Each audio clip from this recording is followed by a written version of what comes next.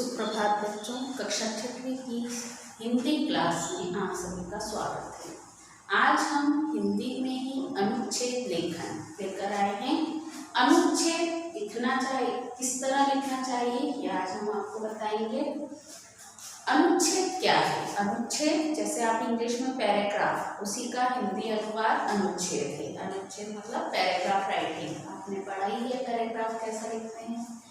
अनुच्छेद जो होता है वो निबंध का छोटा रूप होता है। निबंध में हम अपनी बातों को विस्तार पूर्वक बताते हैं, उसमें पहले भूमिका बांधते हैं, फिर हम धीरे धीरे उसके विषय पे आते हैं। उसके अच्छे मतलब जो भी टॉपिक हमने लिया है, जो भी विषय लिया है, उसकी पहले हम सारी चीज़ें बताते हैं, अच्छी चीज़ें भी बताते हैं और उससे होने वाले नुकसान भी बताते हैं।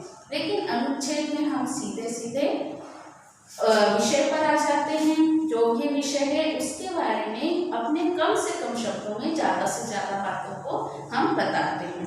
तो ये इसमें अनुच्छेद में कुछ बातें ध्यान देने योग्य होती हैं, वो आपको बताते हैं। अनुच्छेद इसमें विषय से संबंधित समस्त तथ्यों को क्रम अनुसार रखना चाहिए। जो भी हमारा विषय है उसको, उसमें जो संबंधित विषय, जो हमारा विषय है, कोई सा भी हम विषय ले लेते हैं, उस विषय से के अनुसार एक के बाद एक क्रम में हमें अपनी बातों को रखना चाहिए। वाक्य छोटे और विषयानुकूल होने चाहिए। छोटे छोटे वाक्य, बड़े बड़े सेंटेंस नहीं बनाना चाहिए। एक हमारे वाक्य छोटे छोटे सेंटेंस या वाक्यों में ही हमारी बातों को खत्म करना चाहिए और विषय के अनुसार ही वाक्य बनाना चाहिए। विषय से बाहर जाकर हमें वाक्य नहीं बनाना चाहिए। इसमें भूमिका की आवश्यकता नहीं होती है। इसमें पहले हमें भूमिका नहीं बांधना चाहिए, डायरेक्ट अपनी सीधे सीधे जो मुख्य विषय है उसी बात को लेकर हमें अपनी बात कहना शुरू कर देना चाहिए या लिखना शुरू कर देना चाहिए। इसमें भाषा सरल होना चाहिए, स्पष्ट होना चाहिए, सटीक और रोचक होना चाहिए। मतलब पढ़ने वाले को भी अच्छी लगना चाहिए भाषा, सरल भाषा, मतलब जल्दी लोगों को समझ में आ जाए हमारी भाषा। और इसमें रोचकता भी होना चाहिए कि ऐसा नहीं है कि थोड़ा सा पढ़कर ऊब गए, मतलब हम अपनी बातों को रोचकता के साथ भी प्रस्तुत कर सकते हैं। इसमें सबसे ज़्यादा है कि विराम चिन्हों का हमें सही प्रयोग करना चाहिए, क्योंकि अगर विराम चिन्ह हमने गलत लगाए तो हमारी बात को का अर्थ ही गलत निकल सकता है। इसलिए इसमें बहुत ध्यान से विराम चिन्हों का प्रयोग करना चाहिए और अपनी बात को लगभग 80 से 100 शब्दों में बता देना चाहिए। ज़्यादा हमें उस विषय को खींचना नहीं चाहिए। 80 से 100 शब्दों में हमेशा अनुच्छेद लिखना चाहिए। तो आज हम जो विषय लेकर आए हैं उस विषय को पढ़ेंगे। स्वास्थ्य ही जो है वो जीवन है।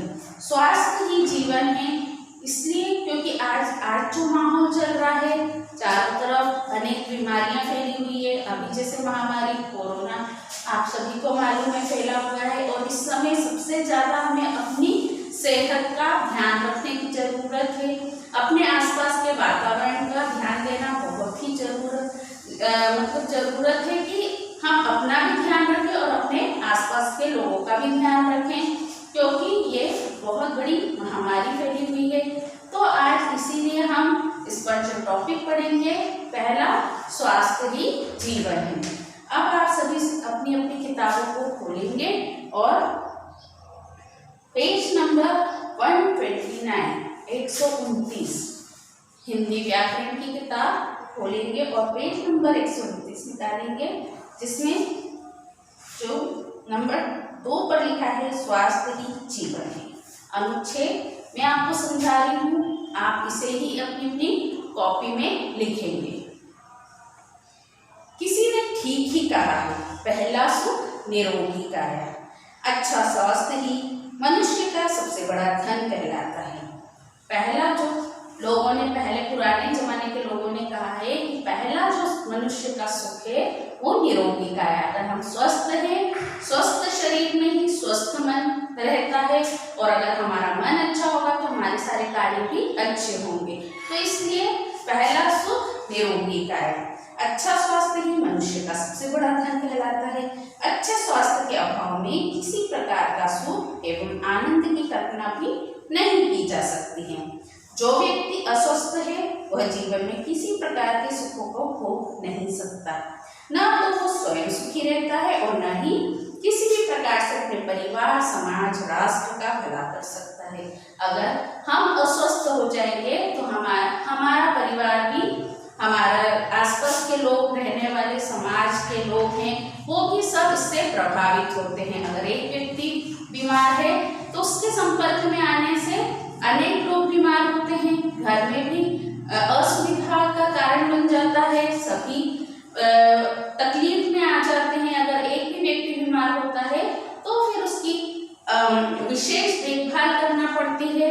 तो इसलिए हम ये असुविधा से, दूसरों को भी असुविधा से बचाएं और खुद भी असुविधा से बचें, इसलिए अपने स्वास्थ्य का बहुत ही ध्यान रखना चाहिए।